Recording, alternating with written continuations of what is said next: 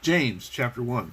James, a servant of God and of the Lord Jesus Christ, to the 12 tribes in the dispersion, greetings. Count it all joy, my brothers, when you meet trials of various kinds, for you know that the testing of your faith produces steadfastness. And let steadfastness have its full effect, that you may be perfect and complete, lacking in nothing. If any of you lacks wisdom, let him ask God, who gives generously to all without reproach, and it will be given him.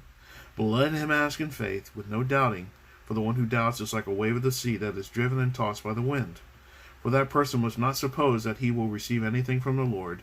He is a double-minded man, unstable in all his ways. Let the lowly brother boast in his exaltation, and the rich in his humiliation, because like a flower of the grass he will pass away.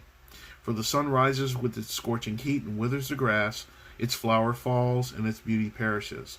So also will the rich man fade away in the midst of his pursuits. Blessed is the man who remains steadfast under trial, for when he has stood the test he will receive the crown of life, which God has promised to those who love him.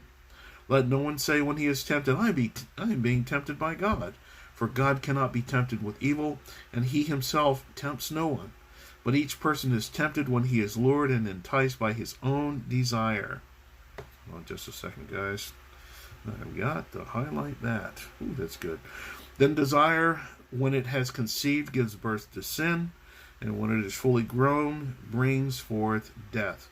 Do not be deceived, my beloved brothers. Every good gift and every perfect gift is from above, coming down from the Father of lights, with whom there is no variation or shadow to change. Of his own will he brought us forth by the word of truth, that we should be a kind of first fruits of his creatures.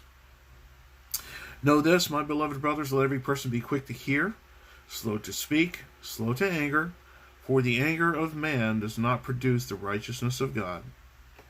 Therefore put away all filthiness and rampant wickedness, and receive with meekness, oh my goodness, forgive me, Lord, the implanted word which is able to save your souls. But be doers of the word and not hearers only, deceiving yourselves. For if anyone is a hearer of the word and not a doer, he is like a man who looks intently at his natural face in a mirror. For he looks at himself and goes away and at once forgets what he was like. But the one who looks into the perfect law, the law of liberty, and perseveres, being no hearer who forgets but a doer who acts, he will be blessed in his doing. If anyone thinks he is religious and does not bridle his tongue, but deceives his heart, this person's religion is worthless. Religion that is pure and undefiled before God the Father is this, to visit orphans and widows in their affliction, and to keep oneself unstained from the world. Blessed be the name of the Lord. Praise his holy word.